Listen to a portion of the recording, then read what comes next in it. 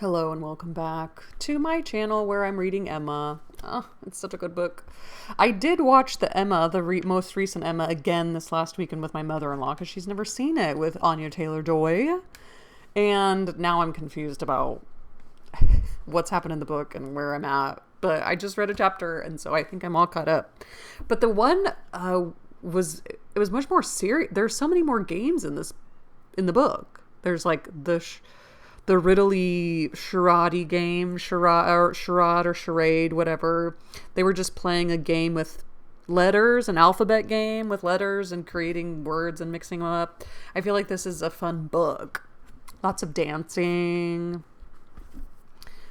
Just one ball. There's just been one ball, but they're so playful, and there was none of that in the most recent one. I remember they did the riddle thingy in the 95 version. Was it 95 with Gwyneth Paltrow? But last chapter, Mr. Knightley proposed perhaps the idea of Frank Churchill and Jane Fairfax liking each other and being into each other. Glances, eyeballs, looks. And Emma was like, absolutely not, 100% not, never, not ever, never. She said, never, never, never. For the 20th part of a moment, she said, never, ever, never.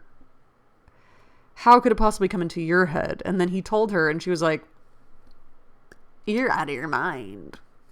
So, we'll see. My clues of A, knowing the movie, of watching the movies, and B, just this, what has been said so far is pointing to siding with Mr. Knightley. But again, watching the movie has sort of skewed. I do wish I had never seen an Emma, but just so I didn't know what was going to happen. Because that was, when I read Mansfield Park, I was like, what's going to happen? I really didn't know. So, I have not read or seen anything about Persuasion, which I'm going to read next. And I don't even really remember what Northanger Abbey is about, because I've not even heard of it before either. So, I'm excited to read those and be surprised.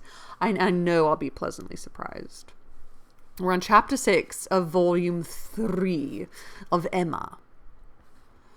After being long fed with hopes of a speedy visit from Mr. and Mrs. Suckling, the Highbury world were obliged to endure the mortification of hearing that they could not possibly come till the autumn. No such importation of novelties could enrich their intellectual stores at present.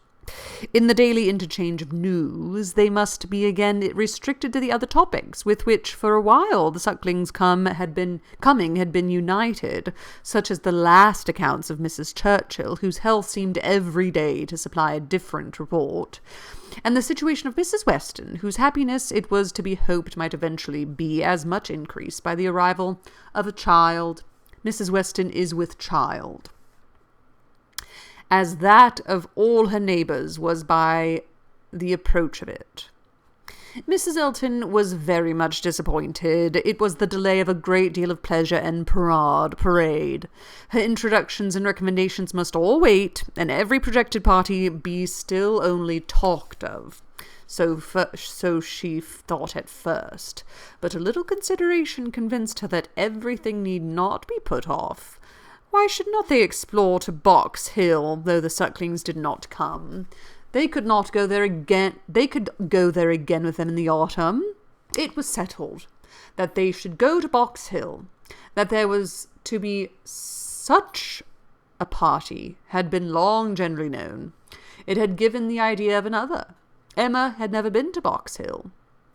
She wished to see what everybody found so well worth seeing, and she and Mr. Weston had agreed to choose some fine morning and drive thither. 2 or 3 more of the chosen only were to be admitted to join them, and it was to be done in a quiet, unpretending, elegant way, infinitely superior to the bustle and preparation, the regular eating and drinking and picnic parade of the Eltons and the Sucklings in the barouche landau.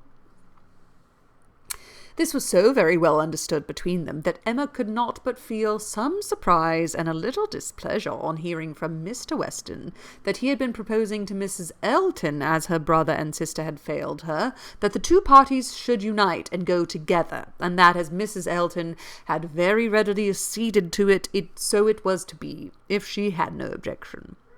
Now, as her objection was nothing but a very great dislike of Mrs. Elton, of which Mr. Weston was already perfectly aware, it was not worth bringing forward again.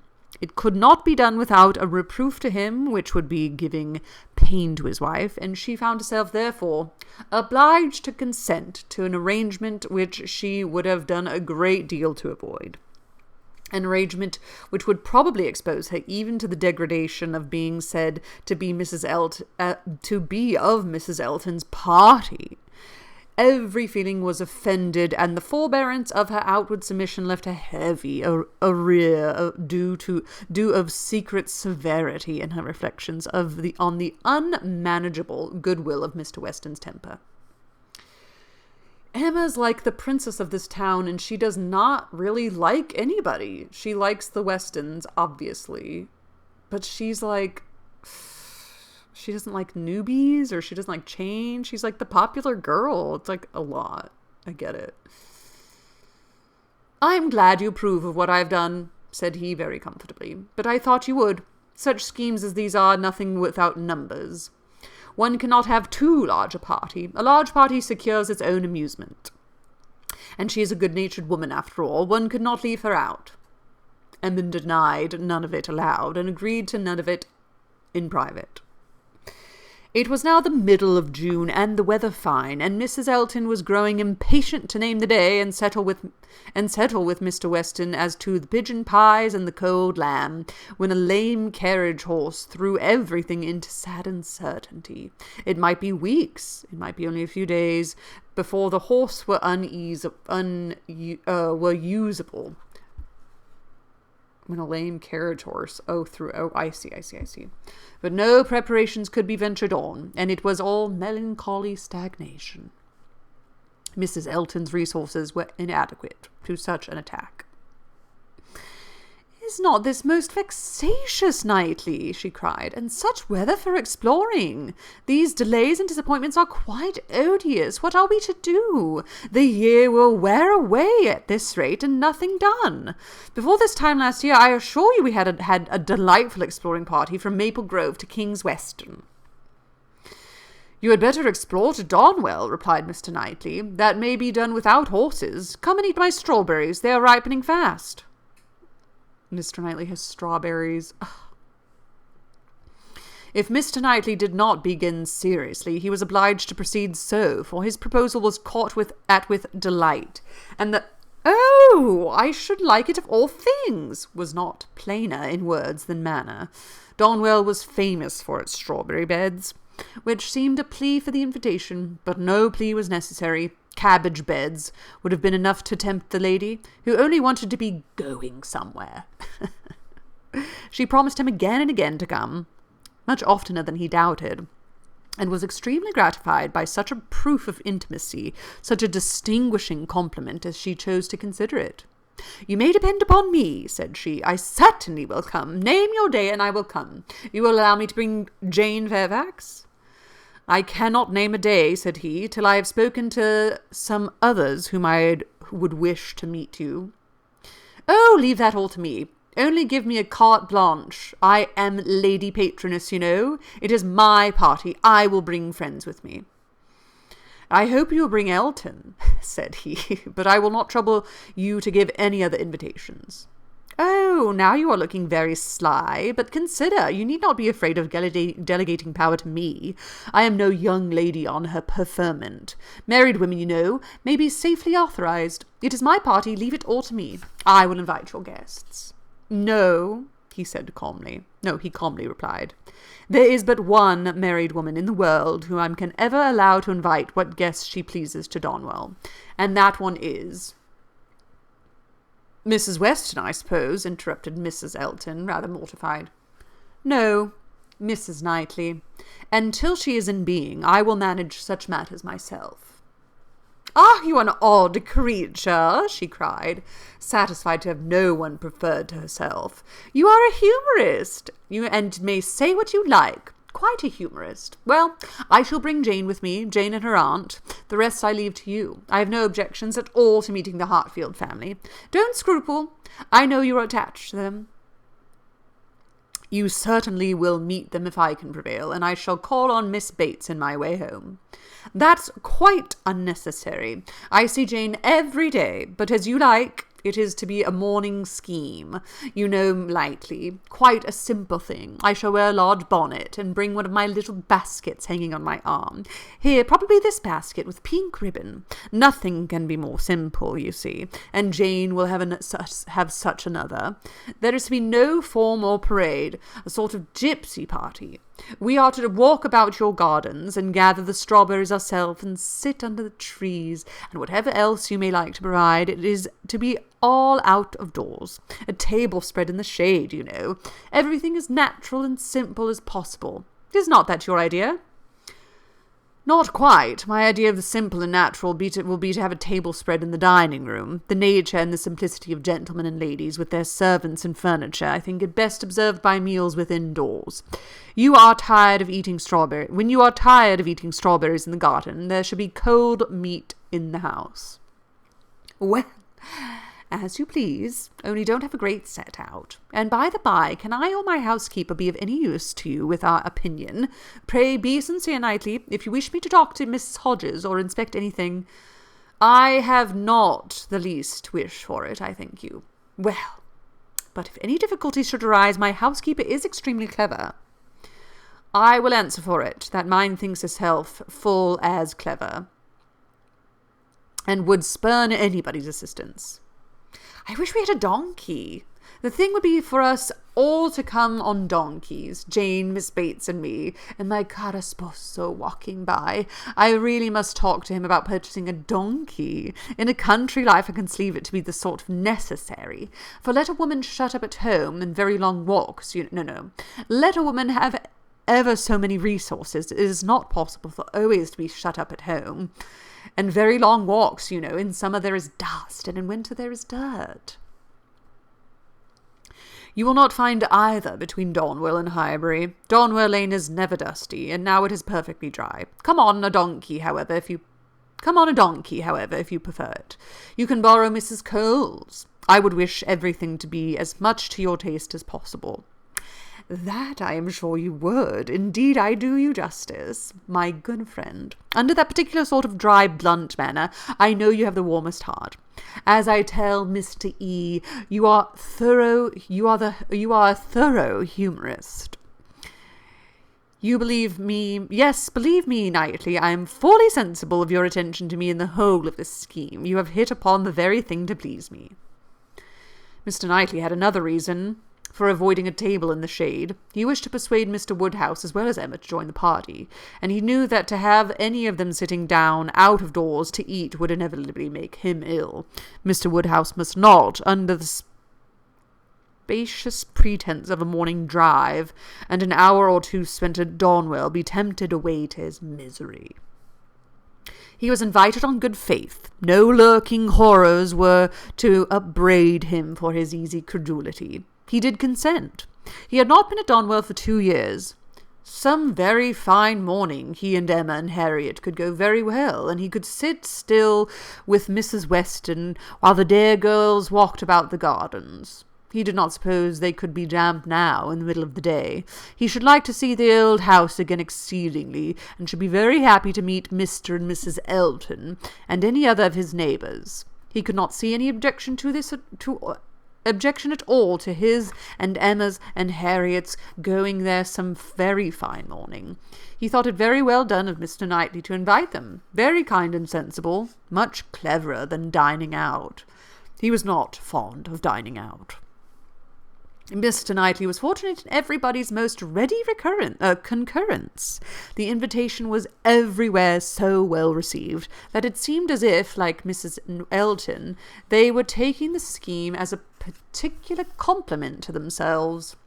Harriet and Emma professed very high expectations of pleasure from it, and Mr. Weston, unasked, promised to get Frank over to join them, if possible, a proof of approbation and gratitude which could have been dispensed with. Mr. Knightley was then obliged to say that he should be glad to see him, and Mr. Weston engaged to lose no time in writing and spare no arrangements to induce him to come.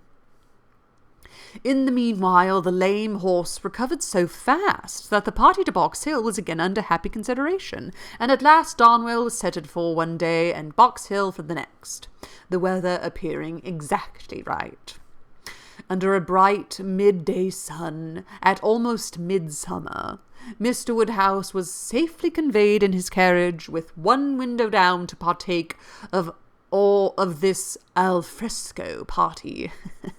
And in one of the most comfortable rooms in the Abbey, especially prepared for him by fire all morning, he was happily placed, quite at his ease, ready to talk with pleasure of what had been achieved, and advise everybody to come sit down and not to heat themselves. Mrs. Weston, who seemed to have walked there on purpose to be tired, and sit all the time with him, remained when all the others were invited or persuaded out, his patient listener and sympathizer. It was so long since Emma had been at the Abbey that as soon as she was satisfied of her father's comfort, she was glad to leave him and look around her, eager to refresh and correct her memory with more particular observation, more exact understanding of a house and grounds, which must ever be so interesting to her and all her family. She felt all the honest pride and complacency which her alliance with the present and future proprietor could fairly warrant, as she viewed the respectable size and style of the building, its suitable, becoming characteristic situation, low and sheltered, its ample gardens stretching down to meadows washed by a stream, of which the Abbey, with all the old neglect of prospect, had scarcely a sight, and its abundance of timber in rows and avenues, which neither fashion nor extravagance had rooted up. The house was larger than Hartfield, and totally unlike it, covering a good deal of ground, rambling and irregular, with many comfortable and one or two handsome rooms. It was just what it ought to be, and it looked what it was, and Emma felt an increasing respect for it, as the residence of a family of such true gentility, untainted in blood and understanding. Some faults of temper John Knightley had, but Isabella had connected herself unexceptionably. She had given them neither men nor names nor places that could raise a blush. These were pleasant feelings, and she walked about and indulged them till it was necessary to do as the others did and collect round the strawberry beds. The whole party were assembled except Frank Churchill, who was expected every moment from Richmond, and Mrs. Elton in all her apparatus of happiness, her large bonnet and her basket, was very ready to lead the way in gathering, accepting, or talking. Strawberries, and only strawberries, could now be thought of or spoken. The best fruit in England, everybody's favourite, always wholesome. These the finest beds and finest sorts. Delightful to gather for oneself. The only way of really enjoying them. Morning decidedly the best time. Never tired. Every sort good. Hot boy infinitely superior. No comparison. The others hardly eatable. Hot boy is very scarce. Chili preferred. White wood finest flavour of all. Price of strawberries in London. Abundance about Bristol. Maple Grove, cultivation, beds when to be renewed, gardeners thinking exactly different. No general rule, gardeners never to be put out of their way. Delicious fruit, only too rich to be eaten much of, inferior to cherries. Currants more refreshing. Only objection of gathering strawberries, the stooping, glaring sun. Tired to death. Could bear it no longer. Must go and sit in the shade. Such, for half an hour, was the conversation, interrupted only once by Mrs. Weston, who came out in her solicitude after her son-in-law to inquire if he were come, and she was a little uneasy, She had some fears of his horse.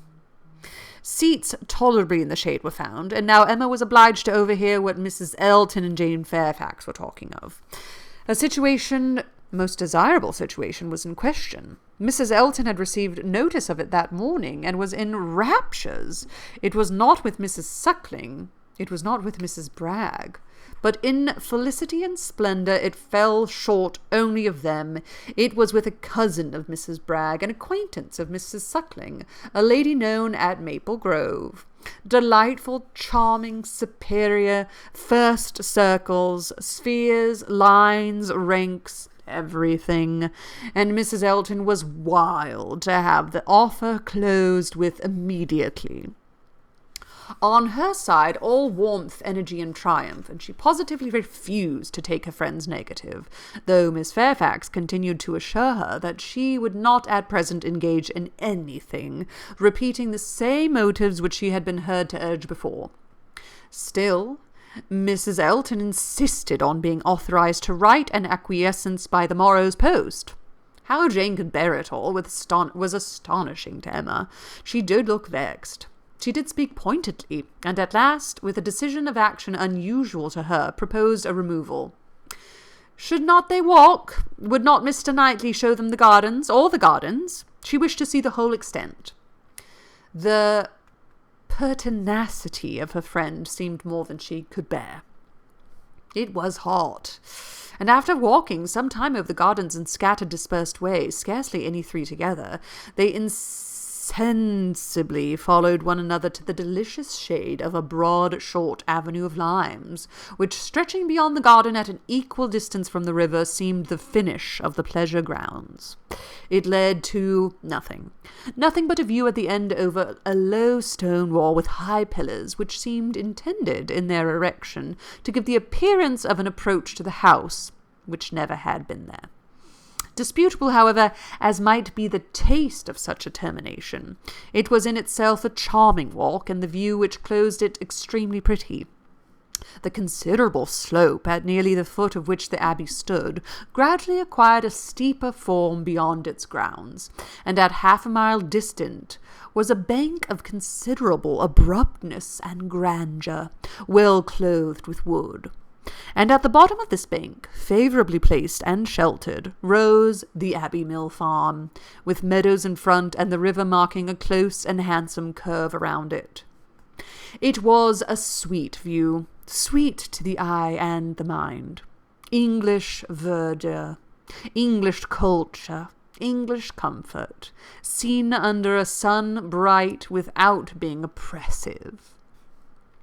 In this walk, Emma and Mr. Weston found all the others assembled, and towards this view she immediately perceived Mr. Knightley and Harriet, distinct from the rest, quietly leading the way. Mr. Knightley and Harriet! It was an odd tete-a-tete, but she was glad to see it. There had been a time when he would have scorned her as a companion, and turned from her with little ceremony. Now they seemed in pleasant conversation. There had been a time also when Emma would have been sorry to see Harriet in a spot so favourable for the Abbey Mill Farm, but now she feared it not. It might be safely viewed with all its appendages of prosperity and beauty, its rich pastures, spreading flocks, orchard in blossom, and light column of smoke ascending. She joined them at the wall, and found them more engaged in talking than in looking around.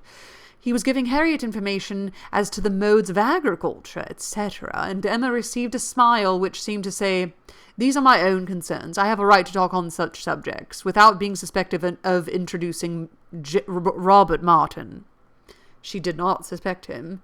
It was too old a story. Robert Martin was probably ceased to think of Harriet. They took a few turns together along the walk. The shade was most refreshing, and Emma found it the pleasantest part of the day. Fascinating. She is convinced of so many things.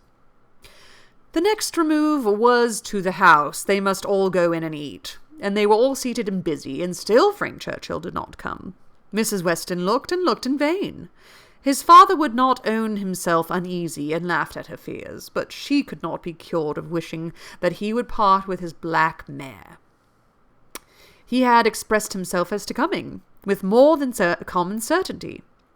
His aunt was so much better that he had not a doubt of getting over to them. Mrs. Churchill's state, however, as many were ready to remind her, was liable to such sudden variation as might disappoint her nephew in the most reasonable dispense, and Mrs. Weston was at last persuaded to believe, or to say, that it must be by some attack of Mrs. Churchill's that he was prevented from coming. Emma looked at Harriet while the point was under consideration. She behaved very well and betrayed no emotion. The cold repast was over, and the party were to go out once more to see what had not yet been seen, the old Abbey fish ponds, perhaps get as far as the clover, which was to be begun cutting on the morrow, or at any rate have the pleasure of being hot and growing cool again. Mr. Woodhouse, who had already taken his little round in the highest part of the gardens, where no damps from the river were imagined even by him, stirred no more, and his daughter resolved to remain with him, that Mrs. Weston might be persuaded away by her husband to the exercise and variety which her spirits seemed to need. Mr. Knightley had done all in his power for Mr. Woodhouse's entertainment. Books of engravings, drawers of medals, cameos, corals, shells, and every other family collection within his cabinets had been prepared for his old friend to while away the morning, and the kindness had perfectly answered. Mr. Woodhouse had been exceedingly well amused. Mrs. Weston had been showing them all to him, and now he would show them all to Emma, fortunate in having no other resemblance to a child than in a total want of taste for what he saw, for he was slow, constant, and methodical. Before this second looking over was begun, however, Emma walked into the hall for the sake of a few moments' free observation of the entrance and ground plot of the house, and was hardly there when Jane Fairfax appeared, coming quickly in from the garden with a look of escape.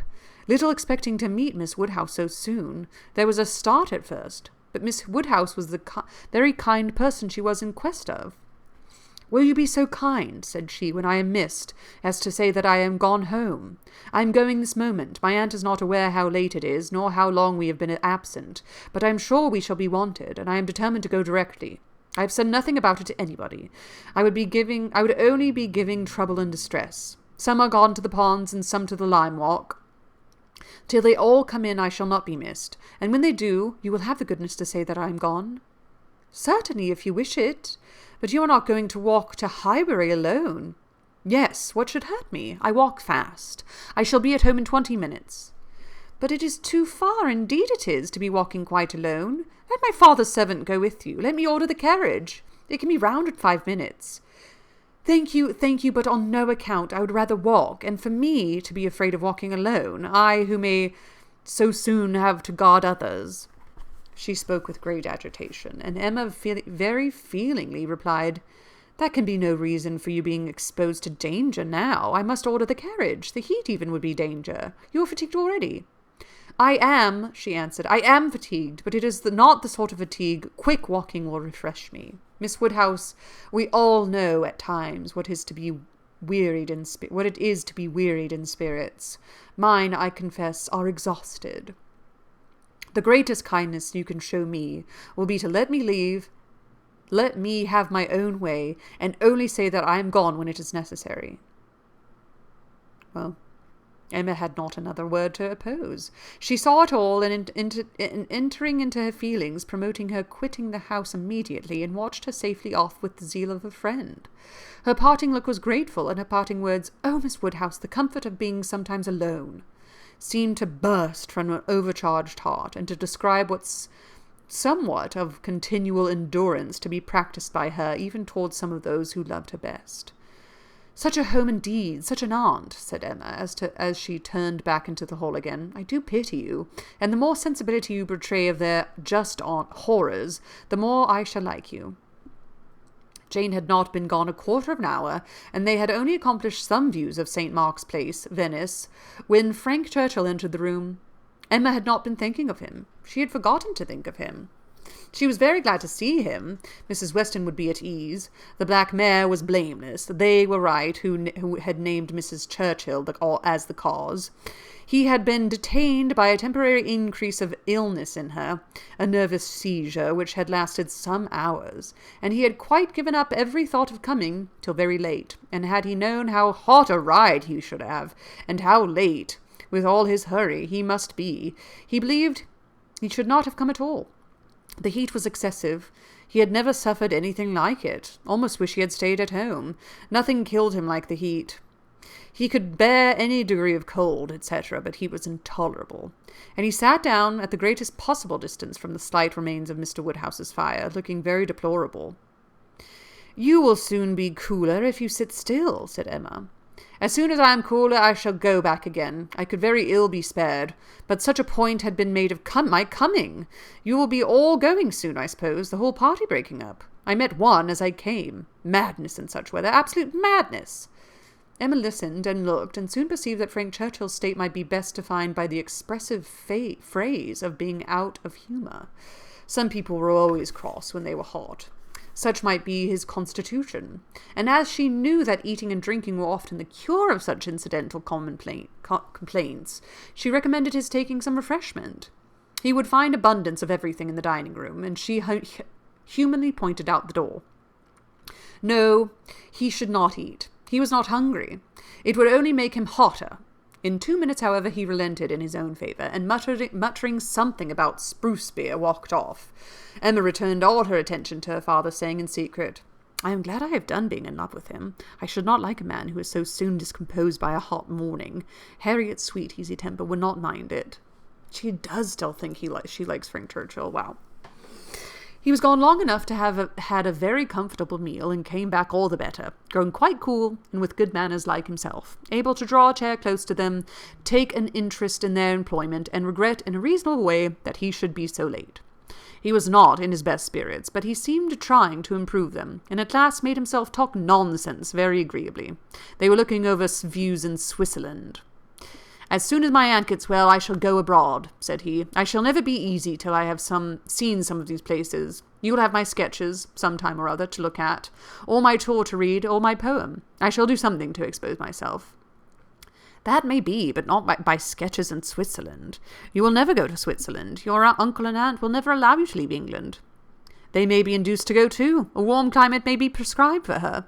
I have more than half an expectation of our all going abroad. I assure you I have. I feel a strong persuasion this morning that I shall soon be abroad. I ought to travel. I am tired of doing nothing. I want change. I am serious, Miss Woodhouse, whatever your penetrating eyes may fancy. I am sick of England, and would leave it tomorrow if I could." "You are sick of prosperity and indulgence. Cannot you invent a few hardships for yourself and be contented to stay?" "I, sick of prosperity and indulgence? You are quite mistaken. I do not look upon myself as either prosperous or indulged. I am thwarted in everything material. I do not consider myself at all a fortunate person." "You are not quite so miserable, though, as when you first came. Go and eat and drink a little more, and you will do very well. Another slice of cold meat, another draught of Madeira, and water. Will make you nearly on par with the rest of us." "No, I shall not stir. I shall sit by you. You are my best cure." "We are going to Box Hill tomorrow. You will join us. It is not Switzerland, but it will be something for a young man so much in want of change. You will stay and go with us?" "No, certainly not. I shall go home in the cool of the evening." "But you may come again in the cool of tomorrow morning." "No, it would not be worthwhile. If I come, I shall be cross." "Then pray stay at Richmond." "But if I do, I shall be crosser still." "I can never bear to think of you all there without me." "These are difficulties which you must settle for yourself. Choose your own degree of crossness. I shall press you no more."